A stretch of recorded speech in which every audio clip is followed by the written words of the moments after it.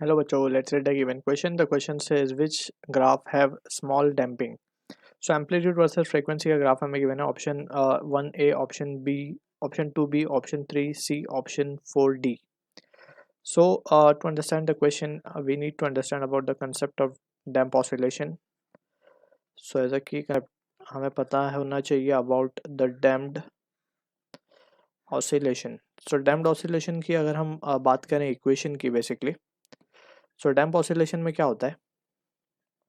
डैम्प oscillation में we write कि अगर हम कोई जो हमारा सिस्टम है, लेट्स से स्प्रिंग ब्लॉक का सिस्टम हम ले लेते हैं एक एग्जांपल के तौर पे, and if this system is taken into a viscous medium या फिर डेंस मीडियम, सो हम देख सकते हैं कि जो उसका एम्पलीट्यूड होगा, लेट्स सपोज इनिशियली जब वो कोई नॉर्मल मीडियम में रखा हुआ है जो कि एक आइडियलिस्टिक केस है, सो उसमें ये plus A minus A amplitude पे वाइब्रेट कर रहा है.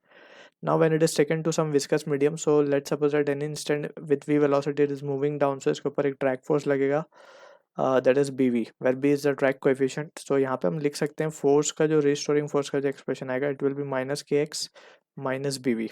अगर हम इसमें से कोई एक बी वी जो कि एक रेजिस्टेंस ऑफर हो रहा है, अगर हमें इसे ओवरकम करना to maintain the amplitude constant, so we can have to bring a driving force into consideration. So driving frequency हमें लानी पड़ेगी, that is given by the expression F naught equals to cos omega D into T.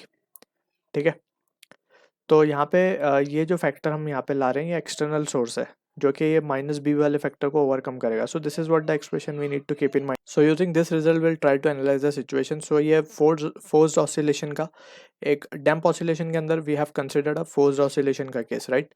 सो अगर हम इसका differential form लिखें तो basically differential form भी लिख सकते हैं या फिर इसका एक जनरल सॉल्यूशन निकलेगा.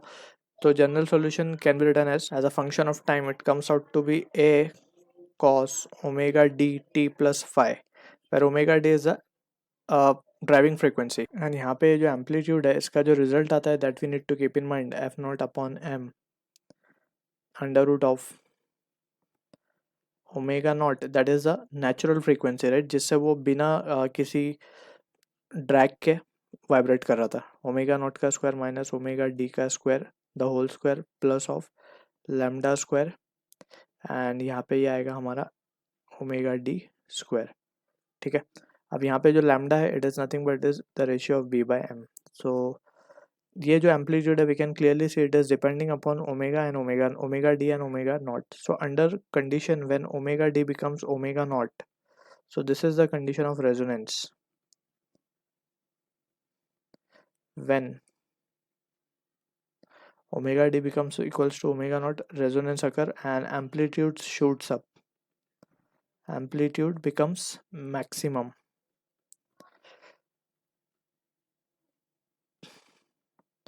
तो यहाँ पे अगर हम ग्राफ बनाए इस चीज़ का, so we can see amplitude versus frequency. तो when frequency becomes equals to the driving frequency, so graph जो है वो शूट अप कर जाता है.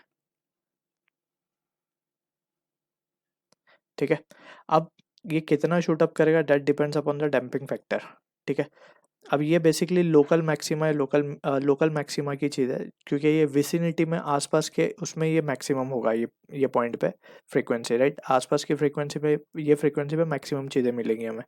अगर डैम्पिंग ज़्यादा है तो ये पॉइंट पे मैक्सिमा तो आएगा बट मैक्सिमा थोड़ा कम आएगा, और ज़्यादा है तो ये और कम आएगा. तो क्वेश्चन में हमसे पूछा है कि विच ग्राफ है स्मॉल डैम्पिंग, तो उस ग्राफ की डैम्पिंग कम होगी जिसका एम्पलीट्यूड सबसे ज़्यादा है जो कि डी में है. तो option 4 is the correct answer to the question. I hope you understood the solution. All the best.